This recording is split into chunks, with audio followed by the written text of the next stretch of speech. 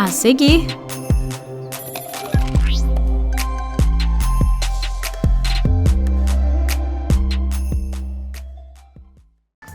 No dia a dia, nós temos acesso a diferentes aromas por meio do nosso olfato. E cada cheiro influencia no nosso humor e até na nossa saúde. Focada nisso, a aromaterapia ajuda a amenizar distúrbios como a insônia e a ansiedade. O método é reconhecido pela Organização Mundial da Saúde. No episódio de hoje, vamos entender como isso acontece. E nessa semana, o Espaço das Profissões Itinerante esteve no Jardim Guanabara. Vamos saber detalhes de como aconteceu. Isso e muito mais a partir de agora no Mundo FG.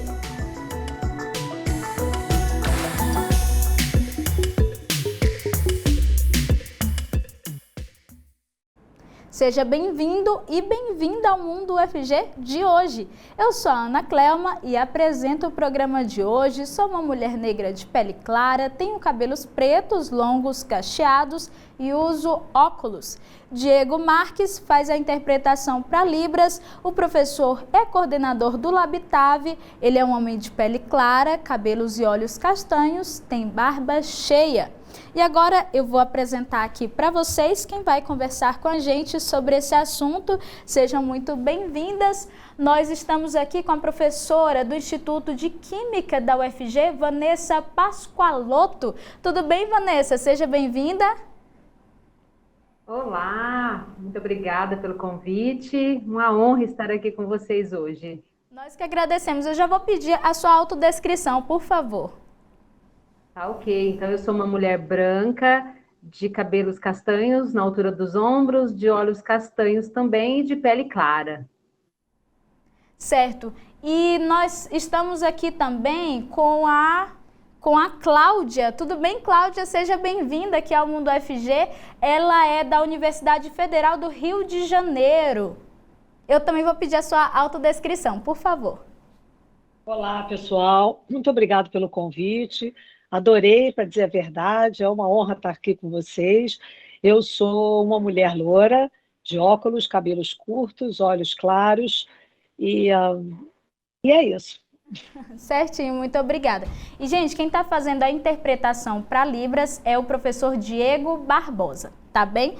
Bom, e eu vou começar então com as perguntas aqui. Cláudia, eu quero começar com você, porque assim, né, o olfato é um dos nossos sentidos mais relacionados ao nosso sentido mais animalesco, digamos assim, né? Como que a nossa percepção aí do cheiro nos ajudou com a nossa sobrevivência, né, ao decorrer aí da nossa história? Então, você tem razão, é um dos primeiros sentidos assim mais relacionados à defesa, é o cheiro, né, o nosso olfato, na verdade, e tanto é que o prêmio Nobel, os prêmios Nobel dados relacionados aos sentidos humanos, de todos eles, o mais recente agora, dos anos 2000, foi o desvendar do olfato. Né, o desvendar como é que é o caminho dele para o cérebro, do nariz ao cérebro, ele foi merecedor de um prêmio Nobel agora recente. E é exatamente isso que eu comentei, que você também falou. Ele é um sentido que tem várias funções, obviamente, no nosso organismo, mas o sentido da defesa é um sentido muito forte. A gente tem um reconhecimento muito claro do que é perigoso para nós, em termos, por exemplo, fezes, urina, comida estragada, a gente imediatamente reconhece e tem repulsa em relação a isso, ok? E, Vanessa, o que é aromaterapia? Né? A gente começou o programa falando sobre isso. O que é? E aí eu já vou pedir para você também citar alguns exemplos. Bom, a aromaterapia, né, são práticas que envolvem os aromas, né, como o próprio nome define. Esses aromas, em geral, aromas naturais, então, óleos essenciais, né, especialmente. E dentre alguns exemplos, né, os mais famosos, os mais conhecidos e também os mais utilizados, nós podemos encontrar aromaterapia em massagens, né, usá-las em massagens, em difusores, né, muito utilizado em difusores, também como inaladores, compressas. Então, esses são alguns dos exemplos mais utilizados em termos, digamos assim, de óleos essenciais, né, envolvidos na aromaterapia. E como você mesma comentou no começo, né, a aromaterapia é uma prática muito utilizada para prover o equilíbrio do corpo, mas também para prover o equilíbrio da mente, né? Então, está muito relacionada às questões emocionais, né? Ansiedade, depressão, mas também para o corpo, né? Para alguns distúrbios corporais também. Cláudia, e quando que a gente começou a controlar esses cheiros para criar perfumes, aromas? Quando que isso começou a acontecer? Então, os perfumes, eles existem desde a antiguidade. E é muito interessante você observar que eles não eram filtrados como os perfumes que a gente conhece hoje em dia. Eles tinham pedaços de materiais, de folhas, de frutas, coisas desse tipo. Coisas que eram usadas para vinhos, também eram usadas para perfumaria. Com o tempo, as pessoas foram aprimorando as técnicas usadas nos laboratórios, a filtração começou a ser utilizada. Então, na verdade, a perfumaria ela remonta à antiguidade. Nós temos vários exemplos de pessoas perfumadas ao longo da história. Cleópatra, embelezada e perfumada, Napoleão Bonaparte, que tinha um perfume próprio. Então, essa história ela vem passando ao longo da humanidade e assim as técnicas foram mais aperfeiçoadas no período da Idade Média, principalmente na Ásia, onde nós não tivemos a questão da Inquisição, essa coisa toda que atrasou um pouco a parte científica, né? Mas na Ásia, como nós não tivemos esse problema, diversas técnicas foram aprimoradas lá, inclusive a destilação, que depois migrou para o Ocidente. E Vanessa, quais os usos que a gente tem aqui no Brasil da aromaterapia, né? Tem diferença aí de outros lugares. Inclusive os europeus, quando chegaram aqui no Brasil, eles levaram um susto, né? De como que era diferente essa cultura aqui. Como que é isso? Qual que é a diferença? Então, na realidade, aqui no Brasil, né, dos 51 países que nós temos no mundo, o Brasil ainda é um país que não tem a questão da ingestão, né? As pessoas não podem, né? A Anvisa não aprova o uso dos óleos essenciais como alimento, né? Diferente, por exemplo, dos Estados Unidos, né? Que a gente encontra óleos essenciais em sorvetes, em alimentos. Aqui no Brasil, a gente não tem essa autorização. Então, em geral, as pessoas fazem uso mesmo em termos para o corpo, para a pele, e também como difusor, né? E eu acredito que dos três, o difusor é o mais utilizado, né, popularmente pelas pessoas. E, Cláudia, você falou no início sobre essa questão da gente usar os aromas, né, os cheiros para sobrevivência, né? E por que a gente relaciona um cheiro ruim a algo ruim, né? Logo de cara, a gente tem uma espécie de consciência coletiva de algum cheiro, de algum odor? Como que é isso? A gente tem reconhecimentos que são marcados na própria genética que a gente tem. São sistemas de defesa, são sistemas de alarme, como a gente vê os animais tendo. A gente é curioso observar o ser humano, porque como a gente elabora sempre muito as ideias, né? Então, o nosso olfato ele passa um pouco desapercebido. Mas quantas vezes nós não estamos assim na rua e vamos, por exemplo, paramos no sinal para atravessar a rua e uma pessoa com perfume de alguém que a gente gostou, da mãe, do namorado, o que quer que seja, né? Quem quer que tenha passado pela nossa vida, e nós reconhecemos naquele cheiro que está vindo ali e voltamos a sentir emoções, resultado dessa marcação que a gente tem, desse percurso neurológico que a gente tem no nosso organismo, desse reconhecimento. Então não é só aquele odor, aquele cheiro ruim, né? O cheiro bom também ele marca de alguma forma.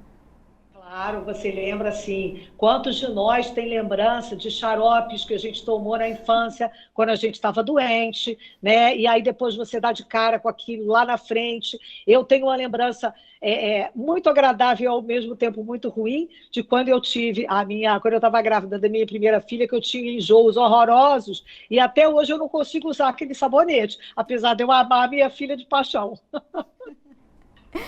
Agora, Vanessa, você falou da questão dos óleos essenciais, né? De quais plantas podem ser extraídos óleos essenciais? Então, a gente tem uma infinidade de plantas, né? É claro que tem aquelas mais conhecidas, né? Por exemplo, hortelã, eucalipto, lavanda, citronela, laranja, né? As próprias frutas cítricas.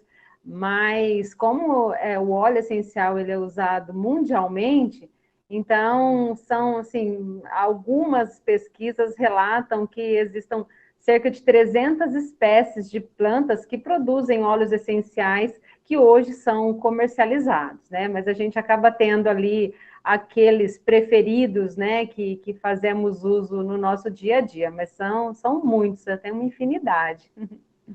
E o que a Anvisa fala, né, preconiza sobre o uso desses óleos essenciais? O que a gente deve observar sobre eles antes de consumir, antes de comprar? Então, essa é uma questão bem interessante, né, e bem pertinente, porque como muitas pessoas utilizam, a gente pode cair naquela questão dos golpes, né, daqueles produtos que são vendidos como óleos essenciais, mas que de fato não são, e às vezes até chegam a ser aromas sintéticas, né, produto sintético e não um produto natural, né, não óleos essenciais. Então, existem algumas características que nós podemos observar, né? Eu acho que é claro que quando você já faz uso, né, é bom você se certificar do fornecedor, né, da pessoa que você está adquirindo, mas também é bom prestar atenção, por exemplo, no rótulo, é sempre importante que venha o nome popular, mas também o nome científico da planta, né, da qual foi extraído aquele óleo essencial. É importante observar qual é o país de origem, né, desse óleo essencial, o teor de princípio ativo, né? Nós sabemos que os óleos essenciais, em geral, eles são marcados por princípios ativos, né? São aquelas substâncias que estão em quantidade maior, né, em concentração maior no óleo essencial. A parte da qual foi extraída aquele óleo essencial também é muito importante.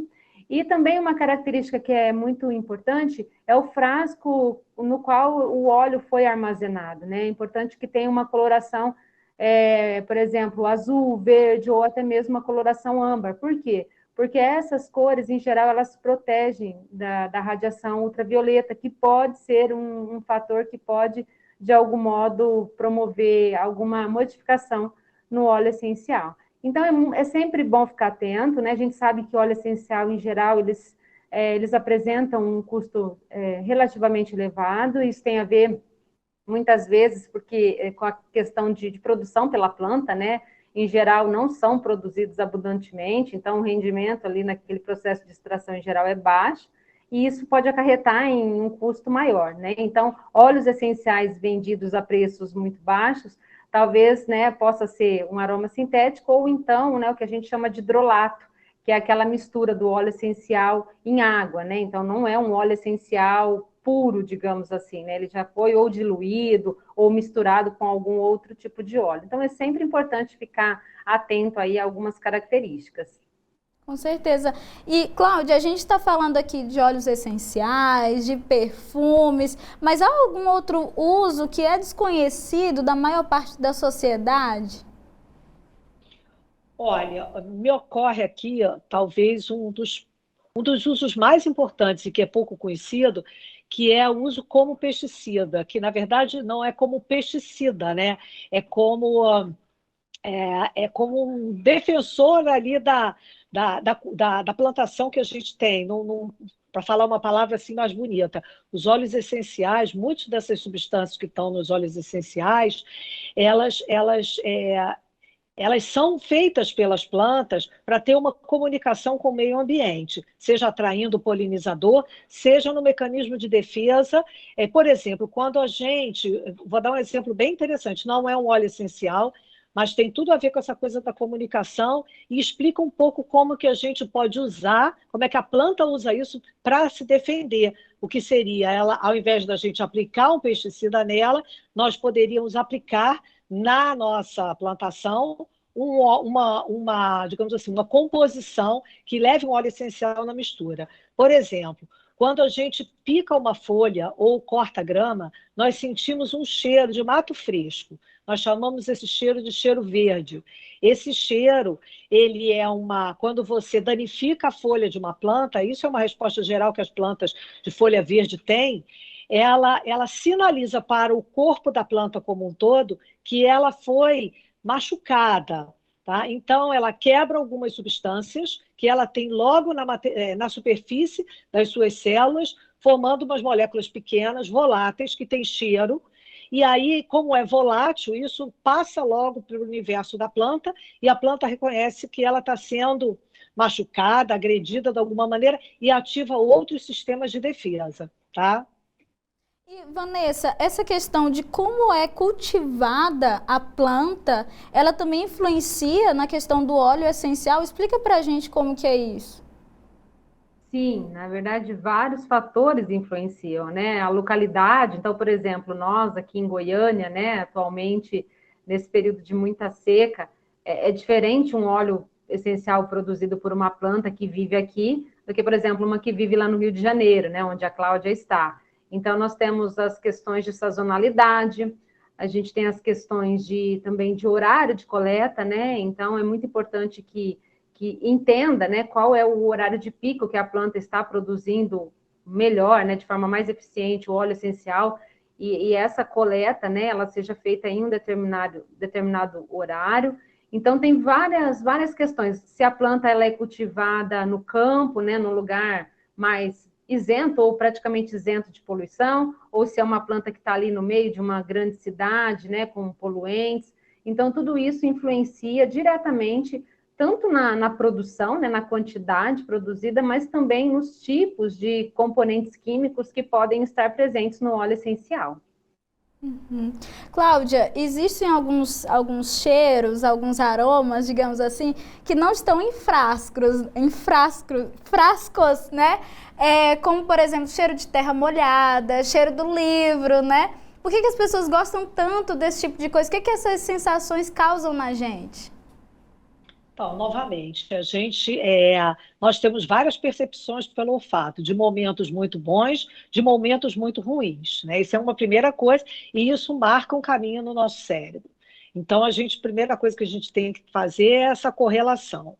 Outras coisas que, por exemplo, o cheiro de livro mais velho e tudo, tem algumas substâncias ali que têm rotas de fabricação, digamos assim, que levam a substâncias químicas que são semelhantes a outras substâncias que o nosso organismo reconhece, por exemplo, um cheiro doce.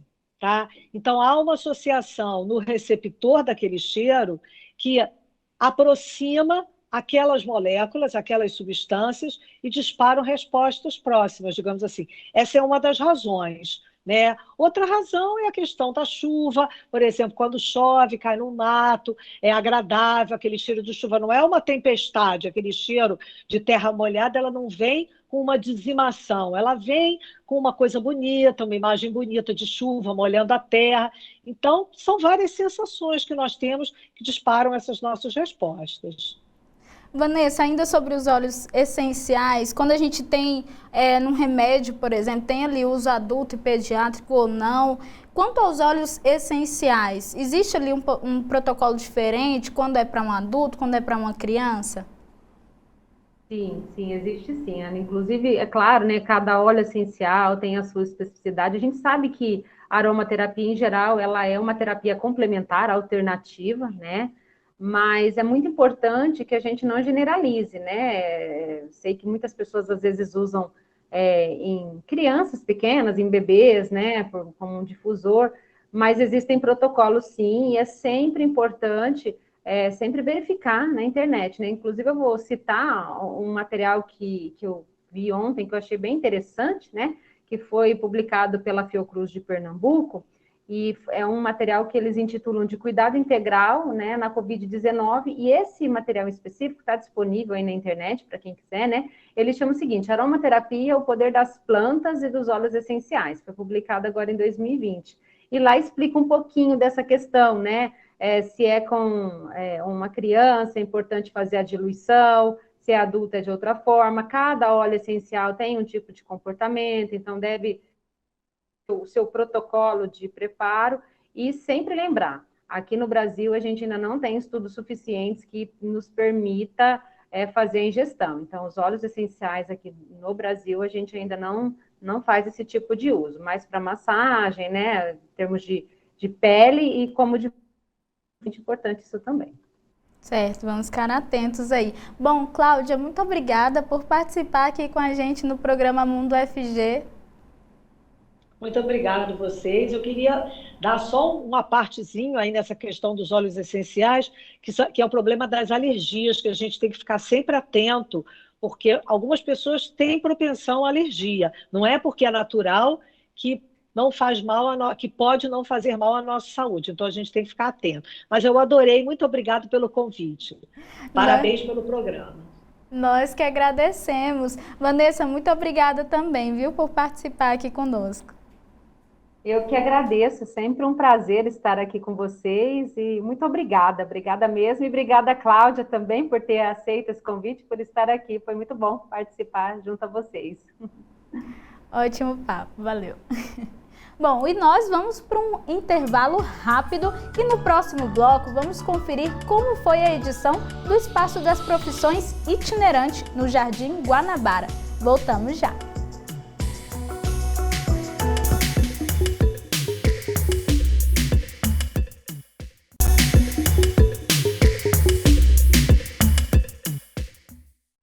Voltamos com mais Mundo UFG. Agora estamos na companhia do Diogo Marques, que faz a interpretação para Libras. Ele faz parte do Labitave e é um homem de pele parda, cabelos e olhos castanhos escuros e não usa barba. E o bairro Jardim Guanabara, na zona norte de Goiânia, recebeu ontem a segunda edição do projeto Espaço das Profissões Itinerante. O Gustavo Soares foi até lá e traz mais informações. A iniciativa, que tem como objetivo divulgar os cursos e as formas de ingresso à UFG para estudantes da educação básica, volta a ser realizada. O Espaço das Profissões Itinerantes teve a sua primeira edição realizada em 2019 e divulga ações de extensão e serviços da Universidade Federal de Goiás. Eu sou Gustavo Soares, sou um jovem adulto de pele clara, tenho os cabelos castanhos curtos e uso barba e bigode. Na minha companhia está Janice Lopes, ela que é coordenadora do Espaço das Profissões. Ela se identifica como uma mulher negra, tem cabelos curtos, crespos e estão presos.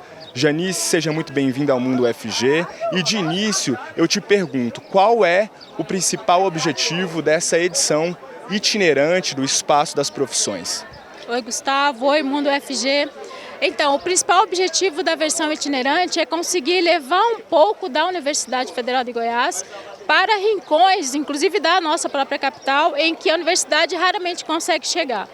Dar oportunidade para os estudantes de educação básica que estão em regiões mais periféricas, que normalmente não conseguem visitar a versão tradicional do evento, que acontece no Samambaia, levar um pouco do que a gente tem de cursos e também de serviços.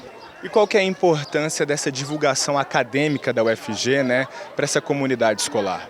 Eu acho que o nosso maior desafio é chegar nessas comunidades, Chegar onde a universidade normalmente tem mais dificuldade para chegar e dialogar com estudantes e com a comunidade. A gente traz sempre para essas atividades itinerantes, não só os cursos, mas também informações de acesso. Até hoje a gente toma conhecimento, toda vez que organiza o evento, de estudantes que perguntam quanto paga para estudar na UFG. Então, nosso principal objetivo também é levar informações sobre a UFG, sobre o fato de ela ser gratuita, sobre o fato de que a gente tem metade das vagas da universidade destinadas a estudantes da escola pública.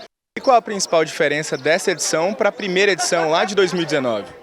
Eu acho que o nosso grande diferencial é exatamente esses 2 anos tristes de pandemia e essa vontade que a gente estava de reencontrar com os estudantes, de ter esse contato olho no olho, deles poderem manipular os materiais, porque nesses últimos 3 anos, 20, 21, 22, o Espaço das Profissões aconteceu virtual. Então não tem esse afeto, esse contato. Então essa é a nossa principal alegria de poder fazer essa edição. Que maravilha, e tá bonito o evento. Bom, e para você que se interessou no Espaço das Profissões, acesse o site da Prograde para se informar um pouco mais. É prograde.ufg.br. Aí a UFG indo até a comunidade. E olha só, na UFG são desenvolvidos vários podcasts e nós vamos conhecer agora um especializado em engenharia civil.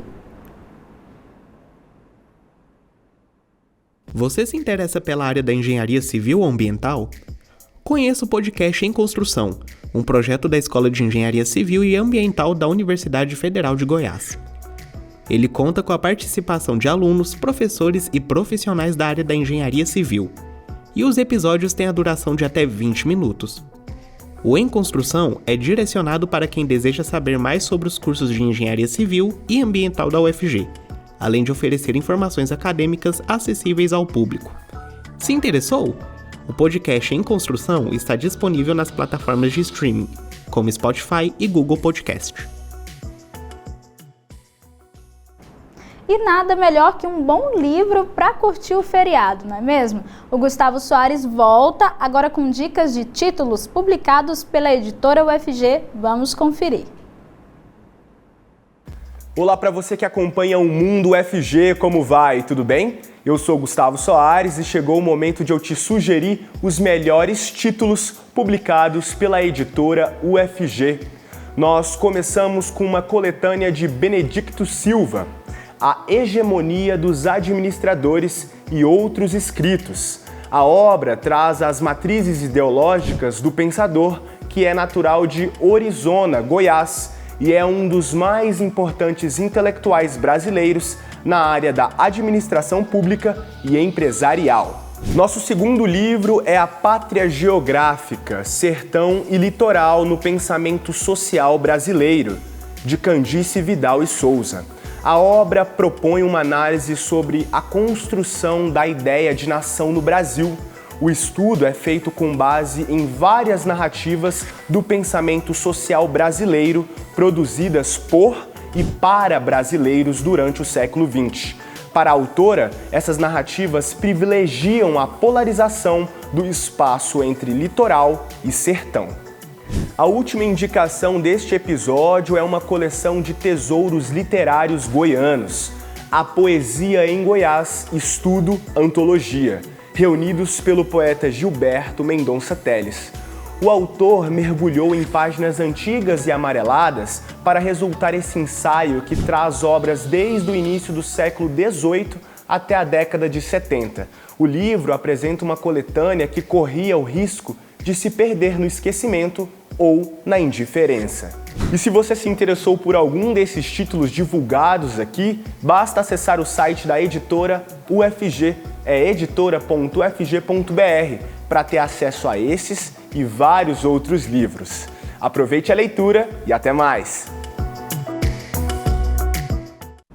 O Mundo UFG é transmitido também na Rádio Universitária nos 870 AM, a partir das 6 da noite. Os episódios estão disponíveis também no Deezer e Spotify. Nossos episódios estão também no YouTube, onde a gente faz a transmissão ao vivo. Para sugerir pauta, entre em contato pelo nosso WhatsApp 629-9181-1406. E eu fico por aqui, mas amanhã a gente está de volta te acompanhando no início da tarde, 1h25 da tarde. Muito obrigada pela sua audiência e até amanhã.